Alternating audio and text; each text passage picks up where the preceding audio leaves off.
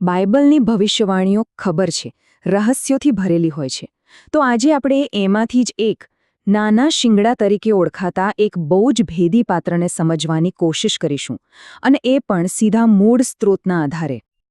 તો સવાલ એ છે કે આ રહસ્યમય નાનું શિંગડું છે કોણ? આ પ્રશ્ન સદીઓથી પૂછવામાં આવે છે. આપણે આ વિશ્લેષણમાં દાનિયેલના પુસ્તકમાં જે વર્ણન છે એના આધારે આ શક્તિશાળી અને ભેદી પાત્રના એક ચોક્કસ અર્થઘટનની ઊંડાણમાં જઈશું. ચાલો મૂળ લખાણ પર નજર કરીએ. એ આપણને સીધા ભવિષ્યવાણીના હાર્દમાં લઈ જાય છે. અહીં એક શક્તિ ઉભરી રહી છે, પણ ક્યાંથી? તો ચોથા મહાકાય શ્વાપદમાંથી, જેને સ્ત્રોત કહે છે કે રોમન સામ્રાજ્ય હતું. અને આ શક્તિ કંઈ જીવિત એવી નથી, એ અસામાન્ય છે. કેમ? કારણ કે એને માણસની આંખો જેવી આંખો અને બડાઈ મારતું મુખ છે. હવે આ રહસ્યમય શક્તિને ઓળખવા માટે સ્ત્રોત આપણને 7 મુખ્ય લાક્ષણિકતાઓ આપે છે, જાણે એની એક પ્રોફાઇલ બનાવતા હોય. તો ચાલો એક પછી એક એને જોઈએ અને સમજીએ. તો સૌથી પહેલા, એ આવ્યું ક્યાંથી અને એની તાકાત શું છે? સ્ત્રોત કહે છે કે આ શક્તિ રોમન સામ્રાજ્યના પતન પછી એમાંથી જ જન્મે છે. અને જુઓ, રસપ્રદ વાત એ છે કે એની પોતાની કોઈ મિલિટરી પાવર નથી. એ તો રાજકીય શક્તિઓનો ઉપયોગ કરીને પોતાનું વર્ચસ્વ જમાવે છે, અને એના રસ્તામાં આવતી 3 બીજી શક્તિઓને તો એ જડમૂળથી ઉખાડી ફેંકે છે. હવે વાત કરીએ એના શબ્દોની. આ શક્તિની ઓળખ ખાલી એના કામથી નથી થતી, એ શું બોલે છે એના પરથી પણ થાય છે. એ ઈશ્વર વિરુદ્ધ બહુ મોટી મોટી વાતો કરે છે, ઈશ્વર નિંદા કરે છે, અને પોતાને એટલો મોટો ગણે છે જાણે પોતે જ ઈશ્વર હોય. આ તો અત્યંત ઘમંડ કહેવાય. બોલવામાં તો જેવું છે એવું જ એના કામમાં પણ છે. એના કાર્યો પણ એટલા જ આક્રમક છે. સ્ત્રોત પ્રમાણે એ ઈશ્વરના લોકોને સતાવે છે, એમના પર અત્યાચાર કરે છે. અને વાત અહીં અટકતી નથી. એ તો ઈશ્વરના કાયદા અને ધાર્મિક પરંપરાઓને પણ બદલવાની કોશિશ કરે છે. તો આ શક્તિ કેટલો સમય રાજ કરશે? સ્ત્રોત એના માટે પણ એક ચોક્કસ આંકડો આપે છે, 42 મહિના. એને 42 મહિના સુધી શાસન કરવાનો અધિકાર મળે છે. અને આ જ સમયગાળાને શાસ્ત્રમાં 3.5 કાળ અથવા 1260 દિવસ પણ કહેવાયો છે. સારું, હવે અહીંથી વાત થોડી વધુ ઊંડી અને રસપ્રદ બને છે. સ્ત્રોતનું કહેવું છે કે આ નાનું શિંગડું કોઈ એકલું પાત્ર નથી. એની ઓળખ તો બાઇબલમાં બીજા ઘણા નકારાત્મક પાત્રો સાથે જોડાયેલી છે, જાણે એક જ સિક્કાની અલગ અલગ બાજુઓ હોય.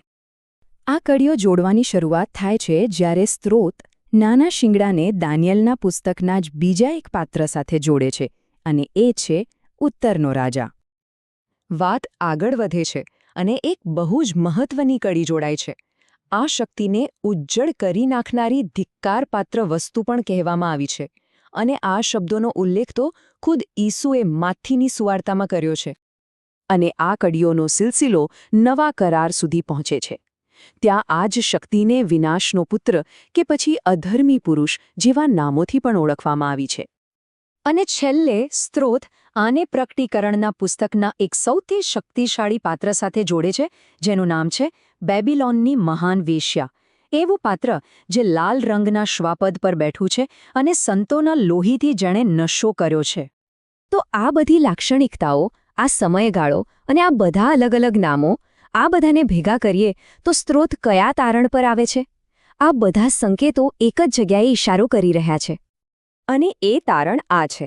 સ્ત્રોત મુજબ નાનું શિંગડું અને એની સાથે જોડાયેલા તમામ પાત્રો એ બીજું કંઈ નહીં પણ રોમમાંથી ઉભરેલી એક ધાર્મિક રાજકીય શક્તિ છે, જેને સ્ત્રોત બેબીલોનિયન રોમન પોપ તંત્ર નામ આપે છે.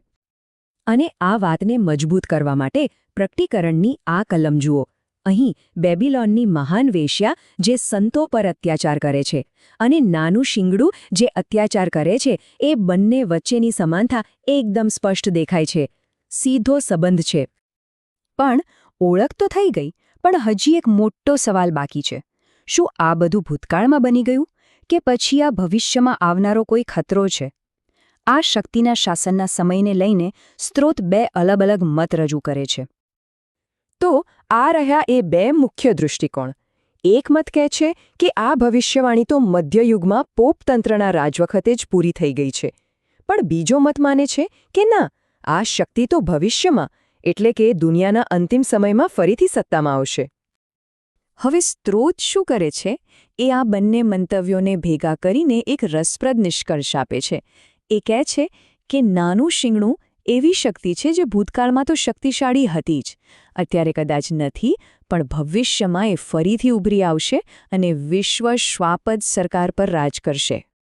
તો પછી આ આખી વાતમાંથી, આ ભવિષ્યવાણીના જટિલ વિશ્લેષણમાંથી આપણે શું શીખવાનું છે? આ બધાનો સારાંશ શું છે?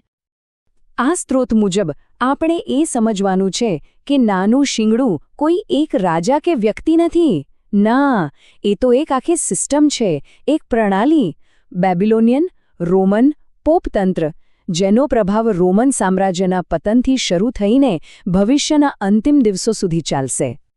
અને આ વાત આપણને એક છેલ્લા સવાલ સાથે છોડી જાય છે.